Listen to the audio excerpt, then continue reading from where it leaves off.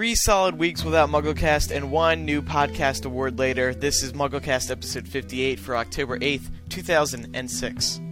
GoDaddy hosting plans are now more powerful than ever. Best of all, plans start at just $3.95 a month. And no matter what plan you choose, your site receives 24/7 maintenance and protection in the GoDaddy.com world-class data center. Use them for your upcoming website or podcast today by using a special offer from MuggleCast and GoDaddy. Enter code MUGGLE, that's MUGGLE, when you check out and save an additional 10% on any order. Get your piece of the internet today at GoDaddy.com.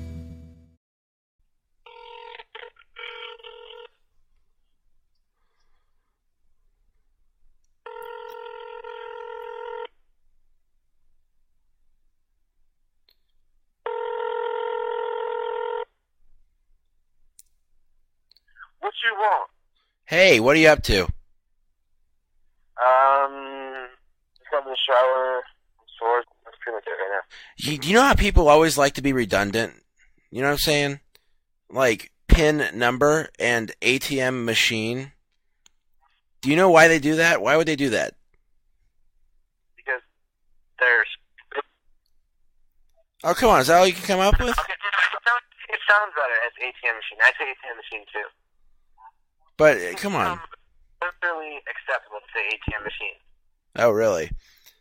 So, how's Notre Dame this time of year? I'm curious. Notre Dame is glorious. Glorious. Our training colors. The football team is winning. And... Hey, how'd they do against Michigan? I was curious. I think it's what? How did they do against Michigan? How did we do against Michigan? Against Michigan State, we won in a heroic comeback. Right. What about Michigan the week before that? Well, what about Michigan? Everybody has bad games. And I blame the refs. Yeah, you blame the refs. Well, we thought we'd check in on you. We haven't checked in on you in a few weeks. The refs gave them at least 6 touchdowns. Mm-hmm. We're missing you, man. I mean, we haven't seen you forever. We haven't touched base with you in so long. You know, we thought we'd spy on Spartz.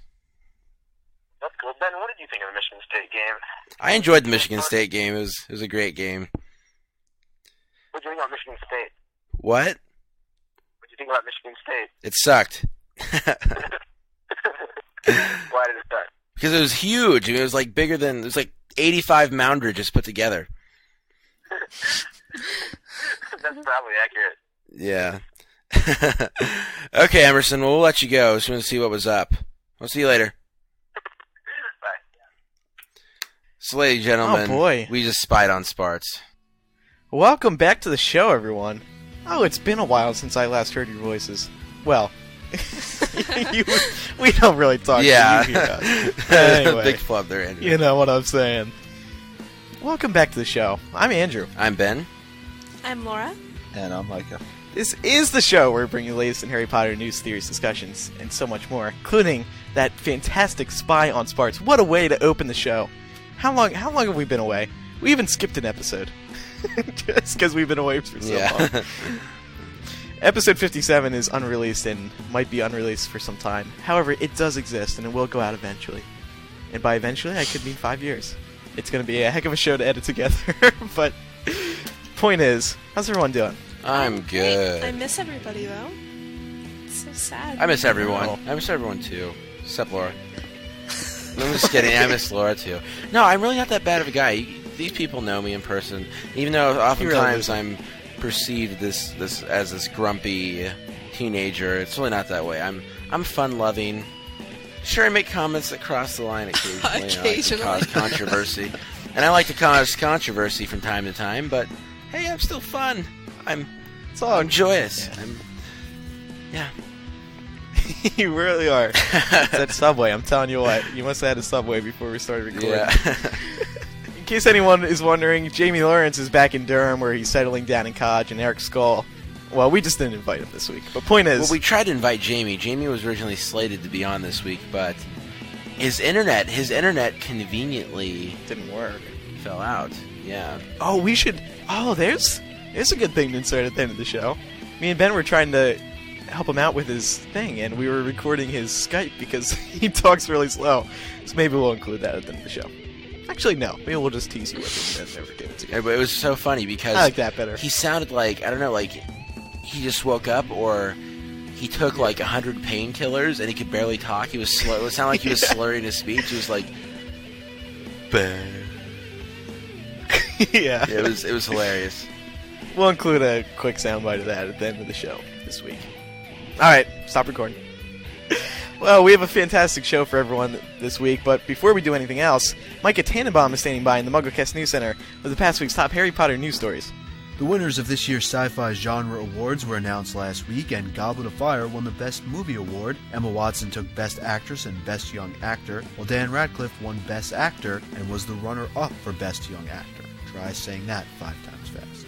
Speaking of the fourth film, HBO will begin airing Goblet of Fire on November 19th at 7 p.m. Eastern Standard Time. We'll then replay numerous times through the end of the month. A making-of special will also air through the entire month, starting on November 7th at 6:45 a.m. Eastern Standard Time. In a new interview, Julie Walters, the Mrs. Weasley actress, discusses Order of the Phoenix director David Yates and explains how he captures the emotional depth of the book and the atmosphere he creates on set. Wrapping up movie news, Toby Jones, the man who voiced Dobby in the second Potter flick, recently told MTV that the ex-house elf won't be making an appearance in Order of the Phoenix, but Creature will.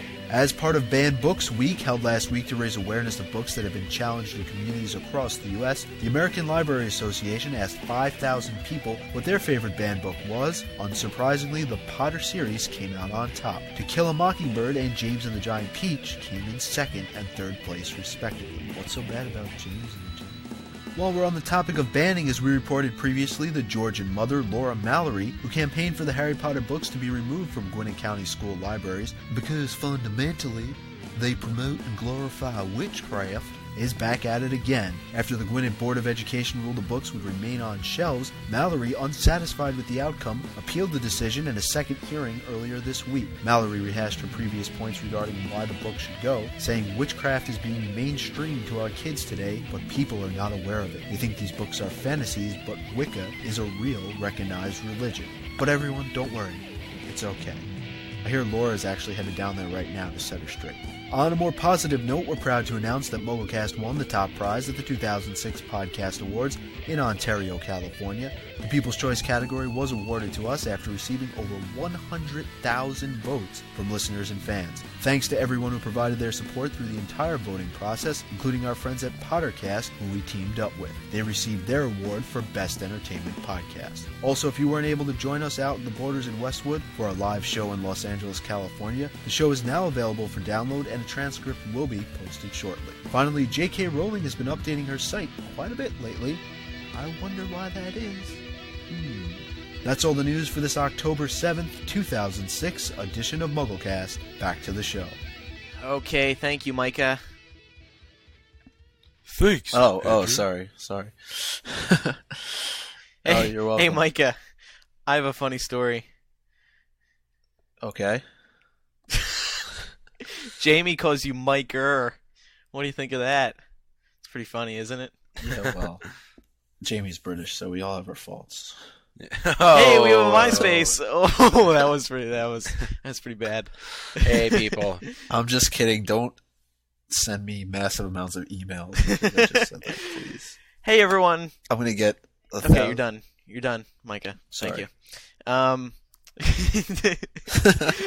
Don't forget, everyone, we have a MuggleCast MySpace now. You want to admit it or not, you have a MySpace. And you can visit ours at myspace.com/MuggleCastFans. Become our friend and then help spread the word about MuggleCast, because we're trying to get the word out more. Besides, we just promoted on MuggleNet. It's time to spread further. Because about 1/5 of the world visits MuggleNet. But what about the other 4/5? Where do they go? MySpace. So that's why we are on MySpace. And Facebook. We also have a Facebook, so just do a search for MuggleCast, and we should show up there as a group.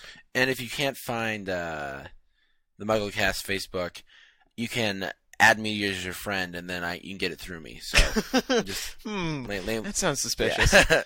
I need more Facebook friends. It almost doesn't sound like you're having a competition with Jamie to see who can get more Facebook friends. No, never. Benchain, remember the name. SCHOEN. Oh, it's wonderful to be back recording again. So, hey, Andrew, yes, what did you think of California? The podcast? It was super. Thanks for asking, Ben. I thought it was fun too. I mean, it was was a great time. Yeah, it was. There was about 300 people that showed up. It was very intimate. And That's what I liked about it. was it? Yeah, it was a different setting, wasn't it? Mm-hmm. We were on the second floor, and it's like this room. It was like a circular room, and there were only about little under 100 seats, and there was a lot of people standing around the outside. But it was a lot of fun. It was a lot of fan interaction too. Yeah, I liked it a lot too. And if you guys don't remember, this was the day that I had the 36 inches of Subway along with the pizza.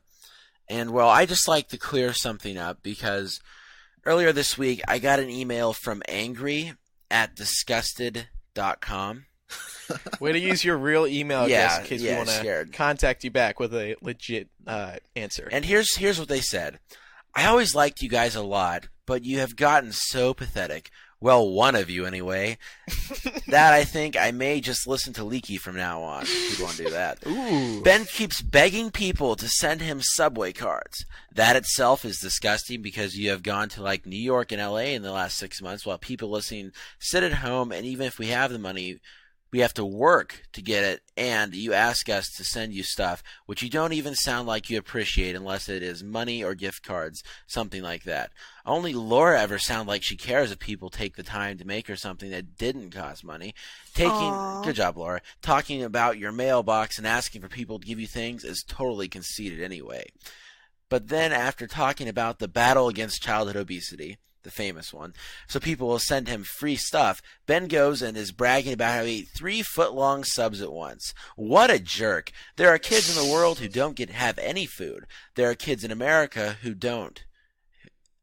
And there are kids who seriously battle weight problems. That is so insulting to both groups. Better to ask people to send money to buy food for people in Darfur or someplace where children are starving than to feed Ben's face.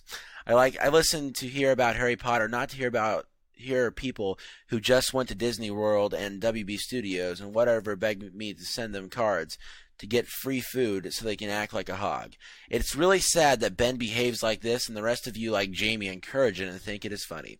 You may all be older than me, but you sure don't act like it. You should all apologize, especially Ben, and you should give the cards to a homeless shelter or something to feed people who really are hungry. You may have just won a People's Choice Award. I'm sorry now that I voted for you, but you are not my choice any longer. Oh. That hurts. Disappointed at disgusted. Yeah, I just have a few things to say about this. First of all, I don't remember the last time in an episode when I asked for Subway gift cards. They kind of just kept coming, and I thank people for them. Whatever. I mean, you don't have to send them. It's not like you're obligated to. If you feel Darfur or one of those other situations is something better to send your money to, go ahead and do that. I mean, I'm not saying you're obligated to send your money to me. That's not the case at all. OperationSudan.org? Yeah, Go or SaveDarfur.com or whatever it is. You don't have to send anything to me. I mean, actually, from now on, send your money to Darfur. I don't need it. I can buy my own Subway. Oh, okay? Wonderful. Second of all, I don't feel it's conceited for us to ask things because people like to send us stuff. I mean, it's not like we're constantly asking for things. We say, hey, send whatever to our P.O. box. It's not arrogant. Thirdly, the battle against childhood obesity. She brought up how it's pathetic that I went and ate 36 inches of Subway. Actually, when I was eating the 36 inches of Subway, I thought of this. First of all, I want everyone to know that none of the Subway gift cards went towards purchasing that 36 inches. All that money came out of my own pocket. I knew that would be unethical of sorts. Secondly, I've already lost weight, and I'm still health conscious. It's not like I go out eating 36 inches of Subway every day because then I would be the posterhood child for childhood obesity. The poster child for childhood obesity. Another thing is they mention how I should give these Subway gift cards to a homeless shelter. Well, coincidentally enough, one night when we were in Los Angeles, we stayed downtown, and there's a Subway right around the corner. Anyways, we went down around the corner to the Subway, Andrew and I did, and on the way back, we got approached by a homeless person who said, guys, I am very hungry right now. I have diabetes. I really need to eat something. It's absolutely necessary, or else I'm going to have to go to the hospital. I don't have the money for this. And, I didn't have any cash on me, so what did I do? Andrew, tell him what I did. You gave that homeless man a Subway gift card. Worth $10. $10. I gave the homeless man a $10 Subway gift card. So I don't think it's appropriate to accuse me of being undeserving and arrogant and all that when my intentions are good. So from now on, from now on, don't send me Subway gift cards. Put your money towards Sudan or whatever. I mean, you never had to do it in the first place. It's always just been an option. So, yeah, I ask you, from now on, don't send me Subway gift cards. Send the money to a better cause. SaveDarfur.org. Guys, we're just having Very fun. charitable. We're not, we're not demanding anything. Yeah. We're just messing around, trying to have some fun. So anyway, we also wanted to address some podcast iPod troubles that have been coming in. We've been getting a lot of complaints lately that MuggleCast screws up your iPods, and this isn't true. It's actually a problem that occurred with the latest iPod software update. What's been happening is, for some reason, when you put this doesn't happen with everyone's iPods, but when you put podcasts on your iPod, for some reason they freeze and restart or something like that. Luckily, I didn't have the problem, but a couple people did. So we've been getting a lot of emails. I just want to make it clear, it's not MuggleCast screwing up your iPod. It's Apple. Blame them. Okay. Also, and of course, the big story of the week. Well, we've been off a couple weeks, but Yeah. the big story Sorry about that. by we the wanted way. to talk about. Oh yeah, we apologize. It's rough coming back from a trip and then trying to put a show together, because especially during the school year, because we all had a lot of schoolwork to make up and business to attend to outside of the podcast. So anyway, MuggleCast did win the People's Choice Award at the 2006 Podcast Awards back on September 29th. Seems like And ages we were all ago. there. Yeah. It was only it was a week ago Today, right now. Yeah. Well, as we record We're this recording show. on Friday night. This is what we do on Friday night, guys. We don't we don't have, Is we it don't a have record friends. MuggleCast? We don't have friends. Yeah. Friends, what are those? What are friends? Friends? What? So, yeah, we won the podcast award. It was a great event. We had a lot of fun. What did you guys think of it? I thought it was nice. I mean, it was good to go around and meet other people who are involved in podcasting and all that. So, yeah, I'm grateful that we had the opportunity to do that. Of course, next year we won't be eligible. So, thanks to all the people who voted for us. Andrew and I had a chance to speak with the person who conducted the pretty much the whole organizer of the event afterwards. And he pretty much told us that we crushed everybody. So that's thanks to you guys. He was blown away. Yeah. He was so surprised that Harry Potter could, attract so many people and so many people would vote for us. So yeah, good job everybody. Right. It was really great because there were tons of other very, very popular shows there. And I had people coming up to me saying, "You're on MuggleCast." And they knew who we were, which was it was so flattering because it was like, wow, you're a pretty big show and here you are shaking my hand. So it was just great to go and get to see all these different people. Yeah. It was great meeting all the new it was great meeting all the podcasters. Mm-hmm. Yeah, I met Dawn and Drew from the Dawn and Drew show. My buds Patrick and Adam from Nobody Likes Onions. that is a Leo good show. Laporte. Love those. Yeah, we met Leo. Andrew and I met Leo. We Jamie. shook his. Yeah, Jamie was there too. We shook his hand. We had a good time with Leo. He told us. Yeah, He told us he was also, very impressed with what we were doing. Yeah. The podcaster of the year, people. He loves us. Wasn't there Yeah. also a priest from the Vatican? who Yeah, won two that was awards? pretty Catholic cool. Insider. Actually, the number 2 search result if you search for Harry Potter podcast. Yeah, because he does some Harry Potter stuff from time to time. Very good. So that was the podcast awards, and thanks They to all need to the work on seating for next year. yeah, seating didn't go very well, but we walked in and there were like 5 seats left, and let's put So- it this way: it was so And popular. So what we did is I grabbed a chair, Andrew sat on my lap, Jamie sat on his, Kevin sat on his, and then Laura was on the very top.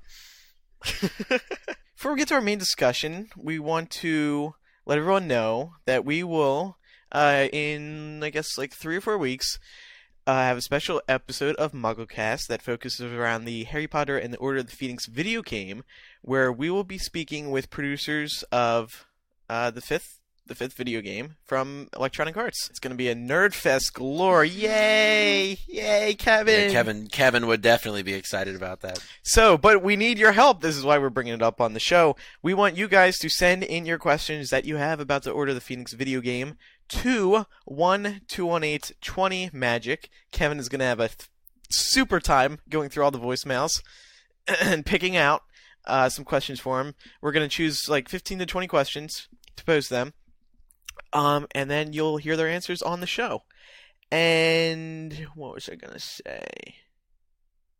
We'll put some links to some information about the video game on MuggleCast.com, and also MuggleNet will be promoting it there too, so that you guys can read up more about the game and then get some questions for them. We got a little preview of this game when me, Melissa, and John hit up the Order of the Phoenix set. It's looking like a great game. It's very interactive. You can go around the entire school, do what you want, mess around.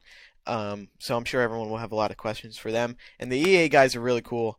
So for more information, visit MuggleCast.com. Also, wasn't Harry Potter on Jeopardy the other day? Oh yeah. Yes, it was, Ben. Actually, someone sent me in the questions. They were completely lame. Oh my gosh. Let me read a few of them to you, because you guys all know how Jeopardy works. They give you the answer and you have to say the question. And it says, in this sport, Harry plays the position of seeker. Okay, seriously, it's be joking. Are you kidding me? Yeah, and it says, a half giant, he's the gamekeeper of Hogwarts. Who is Umbridge? Hagrid. Ron and Harry use this unusual transport to get to Hogwarts for their second year. Then Harry's nemesis, this member of Slytherin, has a dad named Lucius who is a supporter of Voldemort. Then any cat could tell you that she teaches transfiguration magic at Hogwarts. Yep. These are the exact questions as they appeared on the cards, but yeah, that's some really difficult a little questions. too easy. Yeah, I know. But I guess if it was not everyone's read Harry Potter. It was like Teen Week, so I think that's why they asked. Yeah, Joe's wombats were nothing next to those questions, huh? Speaking of the wombats, yeah, good transition there. Yeah. So how did everyone do on their wombats? Andrew, how'd you do on your wombats? I was curious. Oh, I did great. I got a nothing because I didn't take it. We're sorry excuses for Harry Potter fans. I can feel the hate mail coming already, and I can hear all of you booing us right now because we didn't take. Well, we sort of have valid I excuses. can proudly say that despite being in Los Angeles, see that's these guys' excuse. They're saying, "Well, we were in LA. We were too busy distracted. to take it." I took my wombats, and I got an exceeds expectations. Thank you very much. Oh, very good, very good. What was the second round like? Was it any harder than the first round? You know what? I honestly thought that the first one was harder. I got an acceptable the first time, and I thought the questions were a lot more difficult. But at the same time, you had to really be paying attention to the books to do well on this, I think. Did this second round focus around a certain style of questions, or what? What were some of the questions? God, let me remember. It had some stuff about magical creatures, like the first one. There was actually one question that it was all about Muggles, like this one section that was about them. And one of the questions I specifically remember, it said Muggles are, and it had all of these little check boxes with like opinions below it. Like and one of ignorant, them said, in danger, inferior to wizards, insensitive to their surroundings, interesting or irritating facts of life, for example. I liked irritating facts of life, but I didn't choose that one. Wait, are there correct answers for these? I missed out on taking the wombats the first time, so I'm still disappointed in myself. Oh, jeez. Because you never know when they're going to close the door, and I was like, oh, I'm going to take the wombats, and I log on the MuggleNet and it says the door is now closed. Like, no! Yeah. Micah, do you think you could get Joe to open the door back up? Come on, Micah. Yeah. Let's hear it. I'm telling you, do it. October 31st, she's going to reveal the title of Book 7. I'm not joking. Are you pretty sure, Micah? Oh, Micah. Micah, do you have some kind of inside source? You know, I think it would be really creepy if the night of the show I had said, oh, she's going to open the door later tonight, and then we all went back. Well, you guys have an interesting story. Didn't you guys get woken up? Oh, yeah. Yeah, that's a lame story. That's a great story. Go ahead, tell the story. I'll tell it. It was awesome. I can't stand it. Okay. Now here's the thing. Let me say something first. If you listened to Pottercast earlier this week, they told like a completely different version of the story that doesn't make sense at all. But anyway, go ahead. Okay, here's what really happened. It was it was probably like 9 a.m. when you say? Yeah. It was about 9 a.m. and I get a knock at the door. And we're in LA. We're in Los Angeles. Andrew and I in one bed, and Jamie and someone else was in the other. Anyways, I get a knock. I get a knock at the door, and I go to the door, and I'm like, who could this be? Who's knocking at the door? Open it up, and Sue Upton from TLC standing at the door saying, Ben, oh my God, Ben, the door's open, and I'm like, what? What door is open? I know the door is open. And then she said, no, JKRowling.com, the door is open. And apparently she had some text message notification service, so when she updated her site, the door, it sent her a text message or something, or someone called her, something like that. Anyways, I go back to, I wasn't about to post news because I was so tired, so I go back to the bed and I start prodding Andrew. I'm like, Andrew, get up. Andrew, come on. The door's open, Andrew. And he rolls over to me. He's like, no, it's not. She wasn't telling the truth. I was like, oh, yes, Andrew, it's a big conspiracy. Melissa and Sue are sitting over there I didn't say against that. us. Well, I did say that. I was like, yeah, they're sitting there plotting against us. Like, oh, we can go wake him up and get him out of bed and get him all riled up if we tell him the door's open. Hold on. Yeah, I was still sleeping. I didn't know Sue came to the door. So when you came it's classic me to mess with him that I'd say something like, oh, yeah, Sue came to the door, and she wants you to get up and post about it. But in reality... So Ben kept bugging me, and it got to the point where I was ready to throw him through the window. Yeah, exactly. I was so annoyed. I was like, come on, just post it. Post it now. Because, of course, TLC, they waited about 2.5 hours until after they'd posted it to come get us up, So then I went on MuggleNet to see if Kieran posted it, and he didn't. So I went and I checked out the details, how to open it up, and it was so much. I was just like, "Oh, forget this. I'm going back to bed." So we messaged Kieran. We said Kieran posted it, and he gladly obliged. But yeah, it was a mess. That was funny. It was pretty funny. Yeah. So there's our story. I was so annoyed with you. No one wake me in the morning. But you guys are happy with these results, right? I mean, stuff is happening at least. What results? Your results? She's Micah Tan, the updating the Anchorman, site. gets results. Oh, yeah. It's all because of you, Micah. She's scared of you, dude. It's funny, somebody in Los Angeles, when we were at the podcast, gave me a shirt that says, Joe updated her site because I told her to. That's awesome. Nice. So thank you to whoever gave that to me. So Micah, that is your prediction? October 31st, we're going to see October something? 31st. I'm going to stick with the title. I know she's going to do an update, but I'm going to go big with it. I'm going to say she's going to reveal the title. No, Micah, you don't And what are you putting on the line here? What if you're wrong? Yeah. You got to do something if you're wrong. Then I'm going to look pretty stupid. Hold on, Micah, you have to say it with confidence. You have to say the release date. The title will be released October 31st. No question about it, okay? Okay. Yeah. The title Go of ahead, do Book it. 7 will be No, released. more force. Come on, Micah. It's kind of angry. You have to lay down the gun. Throw Well, down it the doesn't law need here. to be angry, though. It just Yeah, needs to be well, I definitive. know, but it has to be forceful. It has to be All right. you're in control. All right. The title of Book 7 will be released on October 31st. Are you sure, Micah? Yeah. 100%. 100%. Okay. Whoa, 100%. Oh, guys, you heard it here first. I don't know who you're talking to. Guys, imagine if the title really is released, how much praise we're going to get. How much praise Micah is going to get. Yeah. Micah Tan gets results. Well, because she's still deciding between two titles, so it's kind of funny. She came up with the second title on in New York City while she was taking a shower. I'll tell you what, that New York City water really gets you moving. Watch, she'll do it on November 1st just to spite me. Yeah, that would really stink, wouldn't it? Well, let's talk some Harry Potter now, guys. This week we're going to talk about the Department of Mysteries, but more specifically, the Veil. Now, Micah, you told me that you got an interesting email about this from a listener talking about what they thought the Veil was. Yeah, I'm going to credit them too. Dana14 of Ohio sent in a message saying, on episode 56, you put out the theory that Harry could get past the veil using his invisibility cloak. That got me thinking of some way the two could be connected. I thought that maybe the veil itself was made of the same material as the cloak. So when people pass through, they don't die, they just become invisible. That could be why Harry and Luna can still hear the voices.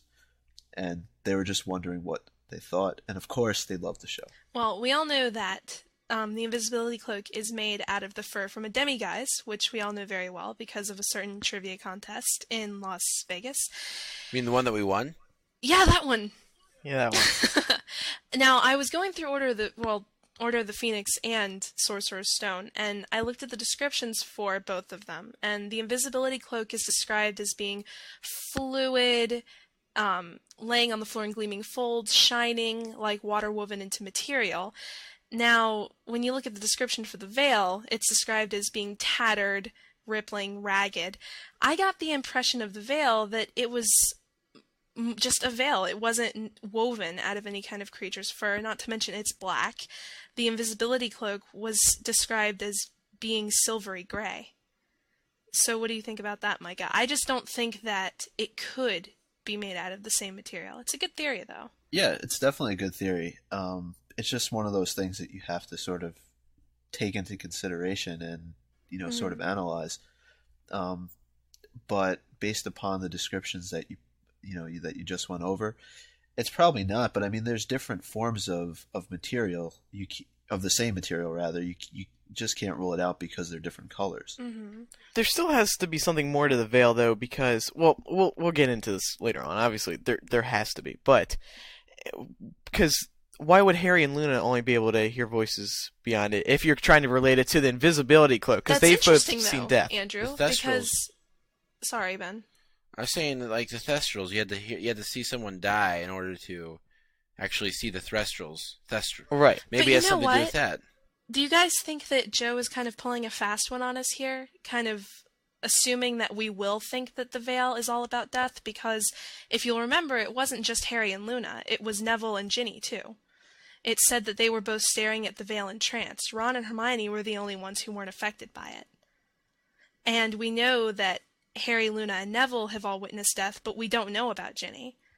When would she have witnessed a death? When did Neville witness Well, Ginny was death? in the Chamber of Secrets. Right, but I don't know if mean, there's something any could have death happened going on there. Yeah. Are we sure that death has a direct connection to this, though? That's what I'm saying, though. I'm saying that because of Ginny, there has to be some sort of different connection between those four people. Otherwise, Ginny would have had to have seen a death. She almost saw a death in Chamber of Secrets when Harry was. But he didn't. Died. He didn't die. He almost died. But that doesn't He count. Yeah, but that's different. It's like almost only counts in horseshoes and hand grenades. I almost won $1 million. Doesn't mean you're a millionaire. But if someone close to Ginny died, wouldn't the chances be that that person was close to Ron too? Yeah. What about Neville though? Who did he witness? His grandfather, I think. I remember during their Care of Magical Creatures lesson, they were looking at the Thestrals, and Hagrid asked him who he'd seen die. Oh, okay. But there's something about it that doesn't seem natural. Like, when you think about it, there's no actual archway to the afterlife. It's not like, for instance, they go into the Department of Mysteries and there's this veil there. It's not like you walk into the White House and there is some sort of veil leading you to death. But it just seems bizarre to me that this would be here. Why do you guys think that the Ministry built this thing, or? Well, of course. I mean, it's not like it's going to just appear out of nowhere. If it's a veil. Yeah. Well, here's the thing. I hate talking about the movies because to me it sounds arrogant because I'm like, I saw the set. No. But they had an artist rendering of the veil on the set, and we talked about this at the Leaky Mug. This is the only reason I'm bringing it up. WB. I'm not, we're not going to spill all the details here, but from the artist rendering, you could tell that it looks like the Ministry was built around it. That veil was connected to the rock. This it's hard to explain because I was really surprised by it because it wasn't like your traditional veil. It looked the whole thing looked very old and tattered, and it was crooked and it was all weird, but it definitely looked like the Ministry was built around it because it was connected to the rock. The veil was connected to the rock, the ground. And you have to wonder what kind of input J.K. Rowling has when those things are created. Well, I remember people saying that with the death scene. I mean, not the death scene, but the beginning of Sorcerer's Stone in the movie where, where Voldemort comes into Harry's house and he kills his parents or whatever, and you see there's just the scene at the beginning. You know what I'm talking about. Mm-hmm. Apparently, J.K. Rowling had a say in that. It was very specific about what went on. So it could be likely that Joe said, yeah, the veil is built, the Ministry was built around the veil, But to me, what I think that the veil is just a place where, I don't know, it's where they study death, I've heard that theory quite a bit. And it makes sense because it's not a theory. Joe actually said that. Oh, did she really? Yeah. Well, then, yeah. In the interview then, with Emerson and Melissa. Sorry, I feel so out of the loop. Melissa said, was it used as an execution chamber or just studying? And J.K. Rowling said, no, it's just studying. The Department of Mysteries is all about studying. They study the mind, the universe, death. And in this case, where the veil was the death room. Or something. It's called the Death Room or something like that. Now, if we're assuming that the Ministry was built around this veil and this archway, what is it about it that they're trying to keep so secret? Because I don't really think that we can assume, I've seen a lot of people assuming, that when you die in the wizarding world, you go beyond the veil. And I don't think that's so, because if that were the case, then the veil would be common knowledge. Like, people would think of it as, like, going to heaven, or doing, whatever a specific person's religion. Something has to be special about the veil itself for that to be in the Department of Mysteries. Like, what's so mysterious about it? When you go through the veil, is it really the afterlife that you're going to? Because, I mean, does it make sense for them to hide it then? I mean, what's the big deal? Why is it hidden? What's so secretive about it? Well, it has to be protected, because then anyone could just jump through it and kill themselves. Right, but you can kill yourself in a multitude of ways. It's like saying we should get rid that of way all so shotguns easy. so people can't kill themselves. I mean, also, the thing is, they were transfixed by it. They were attracted to it. It's not just that you can so easily die by walking through it, but you can also inadvertently become attracted to it. It pulls you in. Yeah. So do you guys think it's evil? How could it be evil? Because if it causes death, Harry said that, hang on, I've got the quote here. It says, Harry felt a very strong inclination to climb up on the dais and walk through it. Now, if it causes death and it makes you want to walk through it, I'm going to assume that it's not a good thing. I don't know. It's like a cat. When it looks at something shiny, it wants to touch it. Okay, but a cat doesn't die when it touches something shiny. Well, Harry doesn't know that. Harry doesn't If it's a know blender, when it you does. walk through it. Harry doesn't know if you walk through it, you're going to die. So, of course, you might want to go up to him and be like, whoa, what's this? Yeah, but still, if it kills you, if it draws you in and unexpectedly kills you, it's kind of evil, Well, right, isn't it? right. I guess, I but think how you could... raised... I mean, you're coming to a conclusion that it draws you in. I mean, you could just... I see what you're saying, but I wouldn't consider it Well, I mean, it's natural. It's natural. evil. If you, It's a thing. if you see like... It's like calling a tree evil. Yeah, okay, but hold on. If you see... No, hold on a second. If you see a... You're trying to kill me. You're not putting out enough oxygen. If you see a hole in the wall, I mean, you're automatically going to be intrigued by it, interested by it, regardless of whether what's on the other. You want to figure out what's on the other side. I mean, the reason that Sirius fell through the veil wasn't because, he was like, oh my gosh, this is so interesting. It was because he got knocked back into it by Bellatrix. Yeah, look, listen to this. Order of the Phoenix, chapter 34, page 775. It says, on the other side, Ginny and Neville were staring, apparently entranced at the veil too. Was this after Sirius died? No, this was before, No, whenever they it's were all exploring. And these four, Harry, Luna, Neville, and Ginny, were all entranced by it, while Ron and Hermione were saying, come on, you guys, I can't hear anything, let's go. Well, then it probably has to relate with seeing death then. Well, then, doesn't that beg the question, who has Ginny seen die? The basilisk. Yeah. What about Tom Riddle? Yeah. We never thought of that. He didn't die, though. He wasn't, he did. It depends he on what you wasn't a classify as person. dying. He was a piece of a soul. He was shattered. Yes, And that's true. I've gotten the impression from Joe that whenever you break your soul up like that, you don't count as being alive anymore. Hagrid even said it. He's not even alive. Oh, he's alive, but He just exists. he's a fragment of what he used to be. But something. But to go... Go ahead, Micah. I just wanted to go back to what you said before about the veil being is it the only barrier between life and death? Mhm. It's interesting because if you think that it is, then that drawing that Andrew brought up kind of makes more sense, because then if that is the only passageway, the Ministry, it makes sense for it to be built around it. Mhm. But if it's not, if there is some other passageway out there, it kind of, you want to know, how did it get there? Well, How did it get to the Ministry? right. Well, is it possible that the veil could be like where right now, if I died, it's only I can't come back from being dead. You understand what I'm saying? So is it possible if Harry goes to the veil and tosses a rope down there, it's Sirius, he just pull him on out? No, but not that really. I mean, is it possible for Sirius to return, since the way that he died was going through the veil? If you get what I'm saying. I don't think so, because if you look at the way the veil is described, it's not like it's a veil leading into another room. Harry went around and looked at the other side of it. It was literally like he fell through that archway and disappeared. But is the Veil a one-way street, or is it a... It's got to be a one-way street, because otherwise Lupin wouldn't have said to Harry that Sirius is dead, he's not coming back. If there was a chance, if somehow people could come out of that veil, I think he would have said so. Okay. But it just doesn't make a lot of sense to me that, unless that is sort of the passageway into the beyond, that Then why would they keep every it secret? single wizard that dies or witch that dies is behind there. Yeah, but why wouldn't know they what I know mean? about it? You know, if that's where everyone goes when they die, how could they not? How could it not become a knowledge? But Lupin seems to know, though. Well, I don't think it's truly an afterlife. I think it's like a gateway to the afterlife. I mean, it's not like Right. saying behind the veil is. I mean, it's like behind the veil would probably be like your, depending on what religion you are, your heaven, your hell, whatever, your paradise, Abraham's bosom, or whatever, wherever you believe in. And I'm not sure that like they would think, oh, behind the veil is like behind the veil is behind the veil, like that's a location. I assume they think when they die they go to heaven, hell, like their own form of their own afterlife, not necessarily beyond the veil. They don't think of dying going beyond the veil. Do you think You know it's what I'm a saying? sort of purgatory? Maybe. I'm thinking about if it does lead somewhere. What if it's kind of a limbo between two worlds? Like, what if you're sort of stuck there? You know what I mean?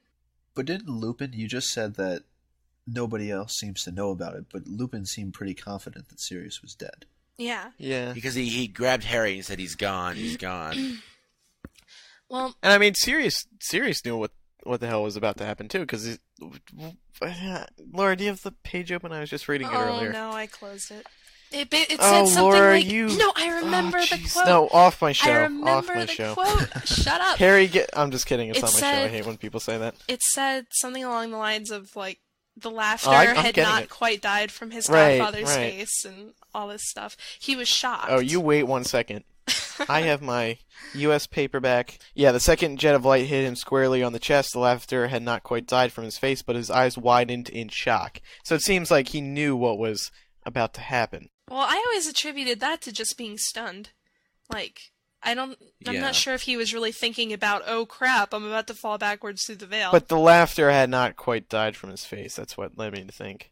well, yeah, that- because he was laughing at Bellatrix. Right. Why would he laugh in the face of defeat? I don't get that. No, because he'd just been laughing at her a few moments before. Okay. Because yeah. he said, come on, you can do better than that, when she tried to put a jinx on him. Yeah. And he was probably shocked because, he was kind of being arrogant, saying, oh, pretty much I'm better than you. There's no way you can beat me. And then, bam, he gets nailed. Yeah. Yeah. Something else that's interesting is why doesn't Harry ask more questions about what exactly it is? Yeah, I figured that's in what bugged me Half-Blood too. Prince he would have wanted to know. I figured we were going to learn so much about the Veil in Half-Blood Prince, and we didn't. I really didn't expect to because I thought, I don't know, it just didn't seem like, I thought the ministry would be saved for the last. Well, I didn't think we'd find out, exactly what it was, but I figured we'd hear more about it. And I don't even think the word veil was in that book. Yeah. Yeah. Well, it leads me to wonder, why didn't Harry just ask Dumbledore at the end of Yeah, Book 5 when he was talking to him in his exactly. office? What gives, Harry? Because maybe it didn't come to mind, and maybe Yeah, maybe but it was JKR serious. needed to keep that detail out until the last possible moment. Probably. But so what about the veil in Book 7? I mean, do you think Harry's going to use it? I It's got to personally, be brought up. Oh, yeah. personally, He's of gonna course, have to yeah. go. She has to tie that up somehow.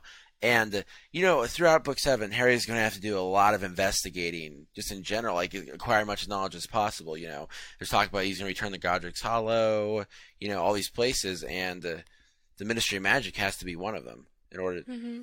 There's been a lot of talk about Harry going back to Hogwarts to do research, and I don't think so. I think if he does research, it's going to happen at the Department of Mysteries, because that's the place that holds all of the answers that he needs, especially the one door that he couldn't get open that had the power of love behind it, allegedly. But if you look at a lot of different sort of heroic tales, there's always that journey into the underworld Hmm. before he can finally complete his quest. There's always somebody there that knows some piece of information. Getting back to the invisibility cloak, did we really answer this? I personally don't think that they're one and the same. They seem to have similar qualities. Yeah, which is interesting, but what was that girl's theory, Micah? That it just makes them invisible? That room would be pretty crowded, though. Yeah. What if it makes you No, invisible? that's not what she said. It just seems like if that were the case, then there would have been no issue with Ron and Hermione hearing any of the whispering. Right. Well, if it's a big invisibility cloak, it's just covering what's beyond it. You know what I mean? It can't be a big invisibility cloak. That sounds so goofy. Yeah, because it isn't like there's it isn't like if you look behind there's going to be like a million people standing right there, you know? It doesn't look like that. She just said that the veil may be made of the same material as the cloak, so when people pass through the veil, they don't die, they just become invisible. But why wouldn't Sirius come running up and be like, "Hey Harry, I'm invisible," you know? Yeah, and J.K. Rowling said that she had to kill off a character in book 5. Yeah, she and did actually. She was That's close to she was Harry. very upset about it, and I doubt it was, as in Emerson's words, Martin Miggs the Mad Muggle. I'm pretty sure it was Sirius. I mean, there's no doubt. Yeah. Well, it doesn't mean we won't see him in some form. I don't think so. I'm not one of those that subscribes No, we to have to to. the theory that... He's his godfather. And Okay, people but- question why did he play such a big role in book 3 and then kill it off in book 5? There has to be something more to it. Like in book 7, Because there was I don't nothing know, else to do with him. Even Joe said Well, that here's he'd a question. become a brooding presence in the books. He was done. Here's a question: how could Sirius come back? The two-way mirrors, we've sort of discussed that. Well, I Maybe a think portrait? that has to relate to it somehow. The two-way mirror. I don't know if Harry's going to use that to communicate with Sirius necessarily. Well, it all comes down to if he had his two-way mirror with him when he fell through, which Right. I don't know. I seem to think we're missing our guess about the two-way mirror thing. You know what? I think it depends a lot on what exactly death is in the wizarding world. All we know is that when you die, you're dead. We don't know if you choose not to return as a ghost, if you have any afterlife, or if it all just goes black. I mean, we don't know. If that's the case, then there's no way Sirius can communicate with Harry. Does your soul travel down? Yeah. it seems To- like to Joe the tries Department of to Mysteries. stay away from explaining death I don't know. because it's a very close and touchy subject. Well, it depends Well, on it was- No, I don't know because she said, Dumbledore said that there are things much worse than death, and you hear in the Department of Mysteries Voldemort say to Dumbledore, "There's nothing worse than death, Dumbledore." Blah blah blah. Although, could you imagine if she started talking about what would happen after death? Oh yeah, of course. I mean, she can't define what happens after death because then the religious radicals really are going to go nuts because that's too much. I'm calling you out, Laura Mallory. Calling Yeah. you out. No, the thing is, though, We if should she, talk about her again for a second later. if she doesn't define death, then there's absolutely no way that we're going to see Dumbledore, Sirius, Lily, James, or anyone else who's ever died in the series. Right, but we could still see them in another form. Well, Yeah, I don't this is know.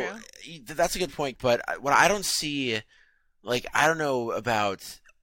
She's not going to define death in a way, in a religious sense. You know what I'm saying? Because then then that's when she'll cross the line in the eyes of many people.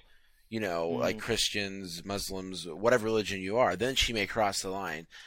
But as long as it's sort of like a vague representation of the afterlife, I don't really see there being much of a problem with it. I mean, it is a fantasy book. Gandalf came back from the dead. That's not possible. It's that type of thing. Yeah. And Harry Potter's just Well, we gotten know a lot it's of not possible for notoriety. Dumbledore. Right. Well, That we know. We don't know about anybody else. And until she actually says it herself, Joe said No. Sirius is dead. Right. But another thing is, it's important to doesn't mean remember he's is not going to that make an appearance. we cannot Yeah. bring people back to life. You know what I'm Right. saying? But Joe, and I keep referring to Joe as Dumbledore as Joe because it's really her words. But Dumbledore said that those who love you, like even though they may not be there physically, they truly haven't left. It's that type of thing. Their presence will still always be felt. I mean, Harry's always going to remember what he learned from Sirius, and Sirius is always going to be in the back of his mind. So it's not like Sirius truly is dead. He's dead in a physical sense, but in a personal sense, he's still Harry's godfather, and he's really he's still there in a way. his influence remains. Just he's no longer there to add any further input. What I'm saying is that if he does come back, he'll come back in a different form, because maybe the veil didn't really kill him, but in Bono's words, he'll be all that he can't leave behind. It's all that you the only thing is, though, I'm not sure how I feel about... Lush, all that you fashion. Sorry. I can't believe you were shushing me. Here I am talking about Harry Potter on a Harry Potter show, and you shush me to sing... Hey, we haven't had a U2 moment in a while. We had to have one. Okay, no, you had plenty of U2 moments before we recorded. Thank you very much. Now, as I was saying, and I can't even remember... I'm sorry. Anyway, the thing is, Voldemort fears death so much that I don't think that the series can finish without us learning about what death is in Harry's world. Any final conclusions from anyone? I mean, I guess we covered all the bases here. So we really covered everything about the veil. Yeah. I mean, there's not much to cover in the first place, but we covered everything there is. So. Oh, wait. I'll ask one more question. Oh, okay. If it's not made out of the same material, right, as the invisibility cloak, we really didn't touch on then who made it. Actually, George Washington's wife knitted it. Martha knitted it. No, I don't know. I mean, I don't know if it's really necessary to find out who made the cloth that covered the veil. It's probably a linen, a cotton substance, probably. It's a what? No. What if it's something along the lines of like Stonehenge? It's one of those really weird things that someone built, but we have no clue because it's so old. Because again, it looked like in this artist rendering, it was part of the Earth. And in the book, I'm pretty sure that Dumbledore does say, Harry asks him, or someone asks someone, and Dumbledore says that the veil was there for as long as the Ministry had been there, if not longer. Wow, the Ministry must be pretty old when you think of it that way. Yeah, I'm pretty sure. I'm 99% sure that's in the book. But also, this veil area, the Death Room, is where you study. How do you study death? And do they still study death? What you Actually, do, they Andrew, push. Like, do they just chuck stuff through it and see if it pops back out? They throw puppies through it. Throw puppies in there. Puppies through the veil. I was going to say that they pick their least favorite person on a podcast, and they throw them through. Bye, Laura. No, I was actually thinking Bye, of you, Eric. Ben. Bye, Eric. Just kidding. He's already through. Yeah. No, like, because it kind of annoys me. Like, why don't you just throw a fishing line in there, see what happens, reel it If out, someone grabs onto it. or just stick your hand through? Seriously, why can't you just stick your hand through? Okay, why don't you go I'm stick your serious. hand... I'm being serious. You go stick your hand through something that kills people when they go through it. Let me know how that goes. No, I'm just saying, why don't you test it? Why don't you... maybe they have. What do I know? Wasn't I'm there being a serious, theory? though. Not Sirius Black. Oh! Ow. Anyway. Wasn't there a theory discussed, I think we talked about this on a show, like, way back at the beginning, that someone brought up, what if going through the veil turns you into a Dementor? No. Interesting, but he's dead, so... I know, he's dead. He's dead. But it's, kind of along the lines of, what if the veil is made out of... I mean, that was pre-book 6 that theory came about. But how do you study death? I don't know. How can they use the veil to study death? There's a big textbook about it. Well, see, you know what? I mean, and this could just be me looking into it too much, but Joe said it wasn't used as a torture chamber. And I'm kind of wondering, how do you study death without throwing people through this veil? Yeah.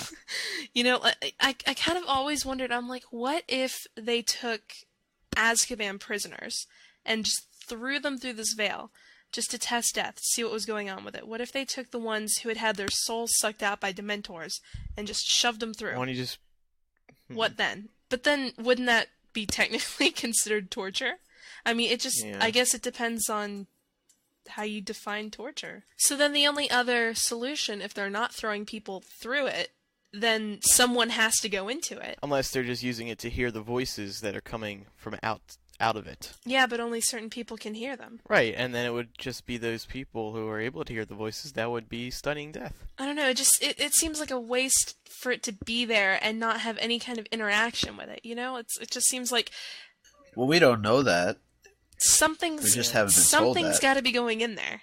Something has got to go through that veil. Not really, because you can't observe what happens after someone goes through it, and if it's a one-way street, so to speak, that's why I'm thinking that they can only use it to hear voices. Well, there's probably a way that they could communicate with whomever's on the other side of that. Two-way mirror. One would think.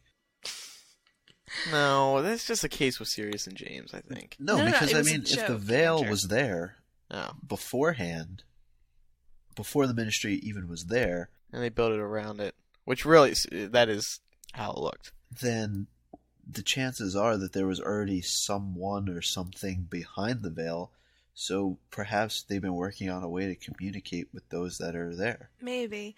Did you guys also notice that the chamber it was in, it was described a lot like the courtroom that Harry had been in at the beginning of the book? It had lots of seats. Doesn't it sort of look like a coliseum? Yeah. Like seating? Yeah. And so you're wondering, how many people do they have studying this? Yeah. Yeah, but those weren't... Was that ministry built too? No, I wish I remember that picture. Should have taken a picture. What if of the it picture. was at one time used for torture? Maybe they don't use it that way anymore. I don't know, how could you consider it torture? Once you throw them through, they're done. It's not like... Yeah. But it's still killing them. Right, but that's not torture. Why don't you use the Cruciatus curse if you're going to torture them? So you're saying, Ben, that if we kill somebody, but we don't cause them any pain, it's not torture? Not at all. Well, what? Tell me. What would you rather You're- die? Okay, How would it you rather doesn't- die? Have go through a It doesn't guillotine and have your matter. head cut off, or would you rather be electrocuted, where you die a lot more slowly? I think Okay, you'd it doesn't rather matter. have it be quick. It doesn't matter what you prefer. It doesn't matter. The circumstance doesn't matter. The fact is, you're still taking away a person's Right, life. but that's not torture. You're not torturing them. Torture is Yeah. like Yeah, it's when you put torture the leading up painful to it. death. It's torture How? leading How? up to it when Oh, you're you like, mean I'm when you're about to pushing die. That's not torture, okay? Torture is like extensive punishment, and you Yeah. don't even have to kill them. That's, we don't need, I don't know. need to make I a don't discussion out agree. of that, but... I don't agree. Final conclusions, I say Veil is a portal to death. You can hear the voices, so they can study the voices, hear the death, hear dead people. I mean...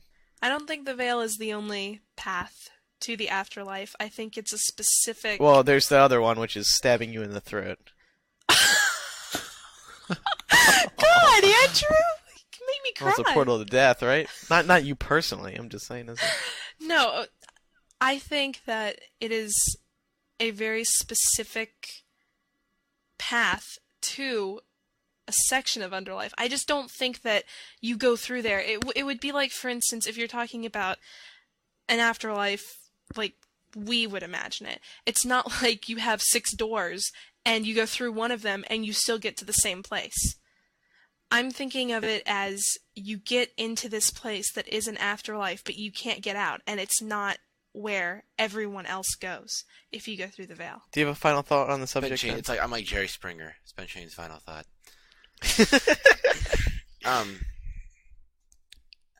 The veil, it's a big mystery. That's all I know about it. I don't think it's the only. I don't think there's like a portal to the afterlife. There's something special about the veil, and it could be a portal to the afterlife. But I don't think people think when I die I go behind the veil. I think if it's a portal to anything, it's like a portal to heaven or hell or whatever. I mean, it's not like, but you die, you go behind the veil where you whisper to people as they walk by. It doesn't work like that. All right. That's my last thought. Micah, what's your final thought? I think it may just be because there's actual whispering that's taking place. Maybe it's just a collection of souls in a way that they're studying. Maybe those that are just got caught in. I don't know. It's really weird. But I like the whole idea that the ministry was built around this thing, and that this thing has been there for quite some time, and building the ministry around it is a way to protect it. And if it really is that important, and Joe sort of follows the whole line of this being some sort of heroic tale which, she never follows mainstream, but I think that we'll see definitely something interesting will be revealed about it in book 7. I'm not saying Harry's going to go through the veil or whatever, but maybe he uses it for his own purposes. That was a good talk. That was good, that was over a half hour. That was a solid 45 minutes. Laura and Micah, there's been something that's been bugging all of us, but you two especially. Well, as everyone knows, Laura Mallory, who is a Gwinnett County, Georgia mother of 4, she's about 30 minutes away from me, has been campaigning to get the Potter books removed from the Gwinnett County school libraries. Well, oh God, what day was it that was? It was 2 days ago? I don't was even it 2 remember. days ago? 2 days ago? Okay. Well, a couple of days ago, she took her hearing to the state, and she basically... she appealed to the state Supreme Court to get the books banned from the school libraries.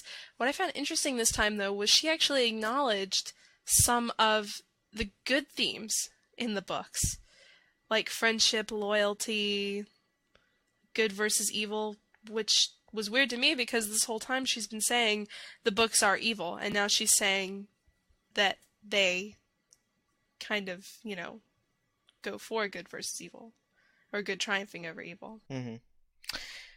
Micah, do you have anything to add? I just don't understand the whole point behind banning these books. I mean, there are themes in almost any classic book that you can sort of look at and say, you know what, there's a problem with this, and I don't want my child to read it. And I think it should just be as simple as that. If she doesn't want her children to read these books, then don't let them read that. I mean, they're going to come to a certain age where they're going to start doing whatever it is that they feel is necessary. And if they want to pick up and read a Harry Potter novel, that's their choice.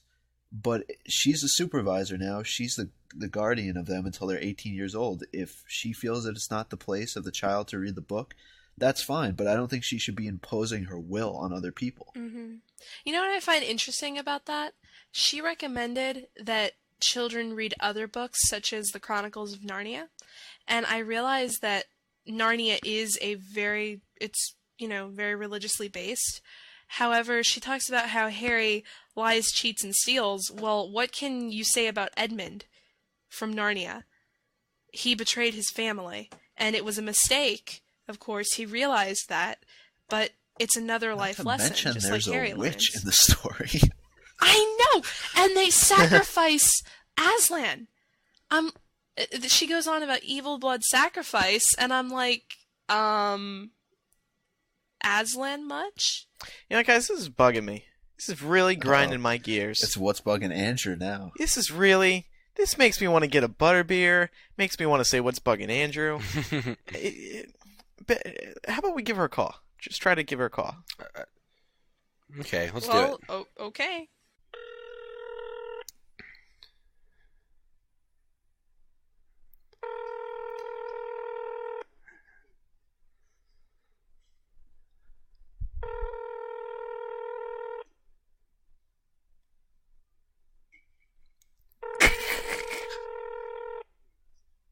Leave a message if... Hi, you reached the Mallorys.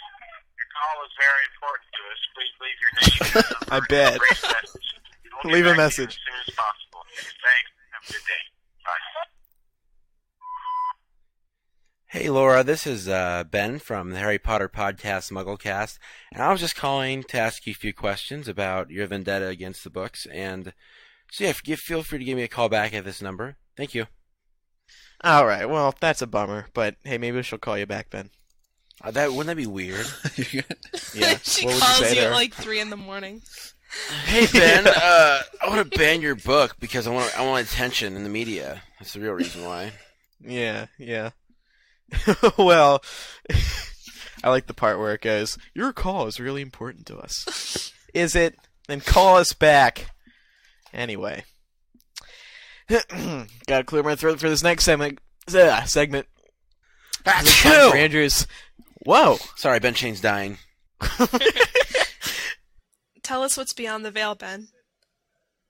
I don't know. Yeah, I'll tell you. That I'll write you a sneeze. letter. I'll bring my two-way mirror. I'll text message you from behind the veil. Hey, it's time for Andrew's of the week. Woo! That was easy. It's not an email, guys. It's something different this week. It's actually a YouTube video, and a lot of you have been emailing us this video, and it's actually really funny because this girl nailed it head on. What makes a MuggleCast fangirl? And she got it exactly right. She recorded after she met all of us and went to Lumos and all that. So we're gonna play it right now. There's some naughty language in here, so we had to edit it down a little bit. But take a listen to this. It's pretty funny. Oh my god, hi guys. I just got back from Lumos, and it was like the best time I've ever had in my life. It was like so amazing. There's like some really stupid stuff I didn't really understand, but I got to see MuggleCast, and I got to see Emerson, and I got to see Andrew, and I got to see Ben, and I got to see Eric, and I got to see John Noe, and it was like so amazing. I waited in like the line for like 12 hours. Even though you weren't really supposed to line up, but I just waited outside the door anyway, because there's like some other stupid stuff going on. Like, all my friends went to go see this guy. I don't really know his name. It's like Steve Band or something. Like, who cares about Steve Band or something? I don't.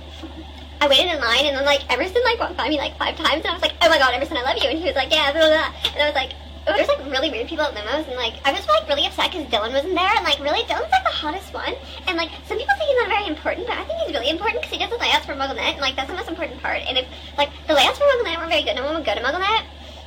Yeah, there's like a lot of people who like really like the Leaky Cauldron, and I don't know why. The Leaky Cauldron is really stupid. I don't know. I don't get Sue and her Hufflepuff stuff. Like, who wants to be in a Hufflepuff?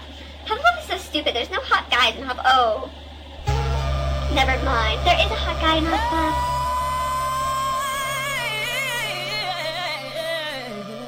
Never mind, I like totally love Hufflepuff. Oh my god, Hufflepuff is like the best house ever. So like, Jamie came up to me and he was like, do you want a sticker? And I was like, oh my god, I would love a sticker. So he like gave me a sticker and I was like, oh my god, Jamie just handed me a sticker. So now like every night before I go to bed I kiss it and stuff. So like in total I got like 5 hugs from Emerson and like 10 from Eric and 1 from Andrew and like 3 from Ben and 2 from John Noe and 5 from Jamie and I almost asked Laura Thompson for a hug, but no one really cares about Laura Thompson anyway. Laura Thompson isn't a hot guy, so I don't really care about her. I think that she should just leave MuggleCast, because no one cares. Like, just think. Jamie's hands are on this, and maybe Emerson's hands are on it, and if Emerson's hands are on it, that means that J.K. Rowling's hands are on it. I'd rather be kissing Emerson's hands than J.K. Rowling's hands. I mean, I know that's really stupid, because, like, if it wasn't for J.K. Rowling, there wouldn't be any Harry Potter. If it wasn't for any Harry Potter, there'd be, like, no Emerson. That's great. That was good. That was good. Well, we're gonna wrap things up now with a chicken soup for the MuggleCast soul. I hate this. The segment Ben loves to hate. This comes from Reva, 33 of Cleveland. Subject: Bad day made me better. Actually, just bad day made better. Recently, I needed to have a surgical procedure done. The doctor said to find something I like to listen to. They were going to use a local anesthesia, so he figured I didn't want to stare into space for that long. Even though it was outpatient, he said I would be there a while, 3 hours to be exact. I borrowed a friend's iPod and downloaded 3 podcasts from MuggleCast. Needless to say, this is the first time this doctor ever had a patient giggling during a surgery. Thanks for making a really hard day a lot better. P.S. The pickle thing got me every time, but maybe that was of course you're going to anesthesia. include that one. Pickle. No, that had nothing to do with the pickle. That was one that was just sent in. So, thank you, Reva. You can also send your chicken soup stories to MuggleCast@staff.mugglenet.com. Just put chicken soup in the subject line, and as always, we enjoy reading them. So, boys and girls, yeah, that does wrap up episode 58. We are so thrilled to be back as People's Choice winners. Yeah. Doesn't it Once feel again, so I'm good to Andrew. say that? Yes, it does. And we're up for another award too, October 11th. Oh yeah. Kids' Choice Awards, Australia. Who's going? I want my blimp. Erica. I want the blimps. Erica, yeah. We gotta have. But yeah, anyone out there in Australia who is gonna be around? What is it? October 11th. Tune in to Nickelodeon. Keep an eye out for the category of Fave Podcast. Let us know if we won or if we lost. And if we won, I guess they'll be in contact with us. I don't know. They'll email us a surfboard, a picture of the surfboard. Yeah. They said it's a web-only category, so I don't know what that means, but hopefully we'll get something from them. So anyway, I am Andrew. I am Ben. I'm Laura. And Micah. Tannenbaum. Thanks, Our Andrew. contact information. Ben, what is the P.O. Box? P.O. Box 223, Moundridge, Kansas 67107. Send us anything, everything, only if you want to. Remember, there's no obligation to send anything to the MuggleCast P.O. Box. It's only if you feel like it. Don't feel like you have to. You can also call us in the United States. You can dial 1-218-20-MAGIC. In the United Kingdom, 020-8144-0677. If in Australia, you can dial 02-8003-5668. That's for voicemail questions or comments. Also, you can Skype us with the username MuggleCast, leave the voicemail questions or comments, or email MuggleCast@staff.mugglenet.com. Or use the contact form on MuggleCast.com webpage. Or if you just want to email any of us personally, it's our first name at staff.mugglenet.com. Also, do not forget the interview with the creators of the Order of the Phoenix video game. For more information on that, go to MuggleCast.com. We'll have a link right there. Also, check out our new MuggleCast website! Yay! Oh crap, is that up? I did up when? No, but it has to go up. Yeah. We have a fun new blog on there that we'll be posting, all the MuggleCast updates, and maybe, we'll do something else with it. And all the usual stuff is there. So, once again, that wraps up episode 58, and we'll see everyone next week for episode 59. We leave you tonight with a special MuggleCast parody by MuggleCast listener Tom, who took some audio clips of Ben and I and put them into a mock interview that he did with us. It's actually pretty funny, so you'll hear that at the end of the show. Bye, everyone. See ya. Bye. Bye. Bye, Internet. Bye.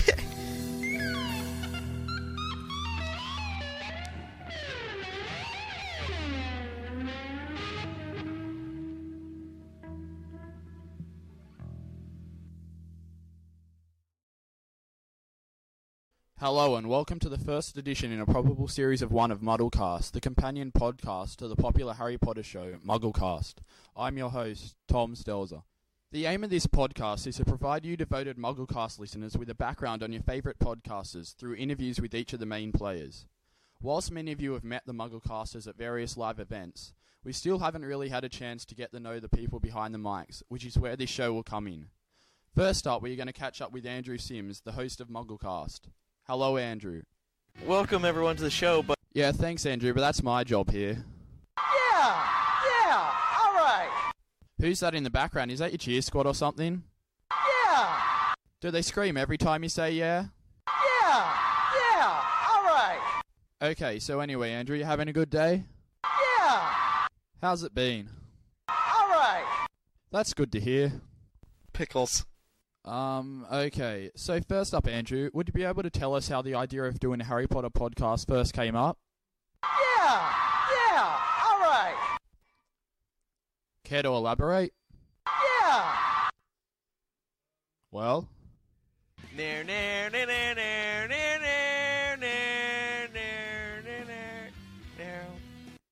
are you actually going to say something? yeah, Well, that's good. Let's hear it then. all right. Yeah, we got that the first time. But is there anything else you'd like to add? Pickles. Yeah, you've already said that too. Okay, I think that's all we've got time for. Ladies and gentlemen, Andrew Sims.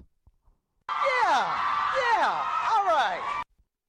Thanks, Andrew. That was very illuminating.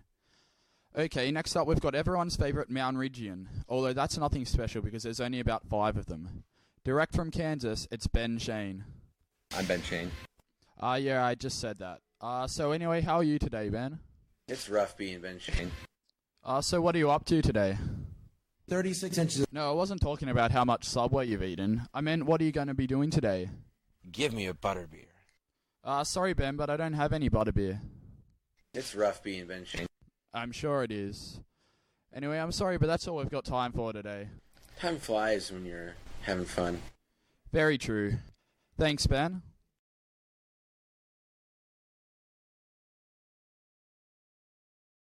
I've never ever insulted your parents. There you go. And you record it for me so I can hear it. Yeah, I'm recording. You sound really stupid. That's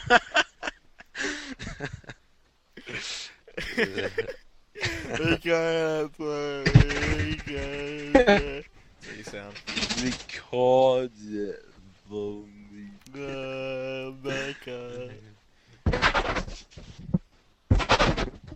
Andrew, record it for me so I can hear it. Yeah, I know. Already. While we're on the topic of banning, as we reported previously, the Georgian mother, Laura Mallory, who campaigned for the Harry Potter books to be removed.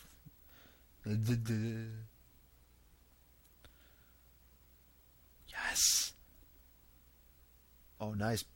Oh, he dropped it. See, this is why you cannot do the news and watch the Mets in the playoffs at the same time.